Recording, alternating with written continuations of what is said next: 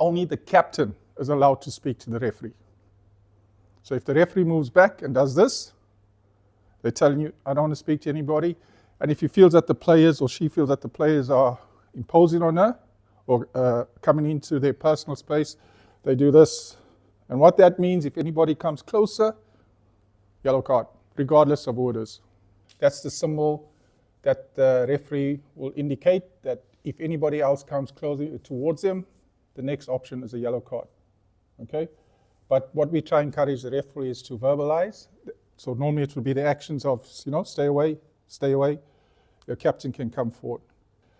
So basically, if a goalkeeper gets possession of the ball, in control, when we talk about control, it's in their hands. So also goalkeepers, to try and speed up the game, the normal one, the ball comes over, the goalkeeper grabs the ball and then lies on the ball. As soon as you get possession of the ball, the referee starts counting. 1, 1,000, 2, 1,000, 3, 1,000, and then they'll bring their hand up and say 5, 4, 3, 2, 1.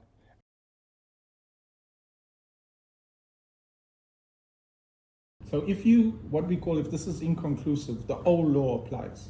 The referee then drops the ball to the team that had possession of the ball. And in this case, it was the white team. So if this is inconclusive, the old law applies. That is similar to the old law. Now the law has changed. The ball hits the referee. There's the blue and the white player. The referee can't say exactly or determine which person is going to get possession of the ball. So the drop ball is to the person that played the ball from where the offense to another offense where the ball made contact with the referee. Now, because when the ball is played, who is going to get possession of the ball once it comes off the referee? So if we look at here, which players are close to the ball? The blue players or the orange players? Orange. So now the referee, because you can determine, it's not inconclusive, now the drop ball is to the orange player, because the ball was going to go to them. Now, so that's the difference between the old law and the new law. However, going back to the first clip, if the referee can't make a decision because they're too close, then you just give it to the team that last played the ball. But in this one, it's quite clear. The blue persons play the ball in the direction of where there are no other blue players. The ball strikes the referee. Therefore, the orange player now gets possession of the ball. Because if you take the referee out of the equation, who was going to get the ball? The orange player.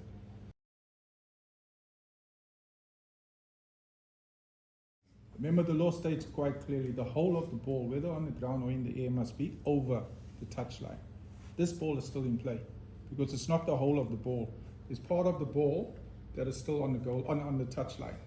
So in this case, because it's deemed that the coach is not sure if the ball's in or out, so basically all you do is you award an indirect free kick against the coach. But in a situation, if it's the team's attacking and the coach steps onto the field of play, or anybody on the bench steps onto the field of play and stops the ball, it's a yellow card and it's a direct free kick. So in this case, because it's not intentional, it's not trying to gain an advantage, the coach is close to the touchline, he just feels that the ball is out, so he thinks he's stopping it to try and encourage play. So you'll issue a yellow, nothing, you'll just restart play. If we got VAR at penalties, normally the assistant referee stands there, but because you got VAR will be judging the goalkeeper. Parts of the foot must be on or behind the line, because once they come forward, they're encroaching.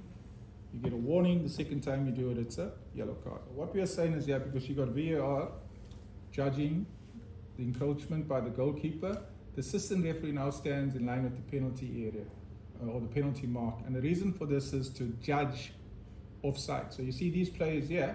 So for example, if this was a white player, that player would be encroaching. If the goalkeeper makes a save and it comes back out and they go and score, then that player is offside.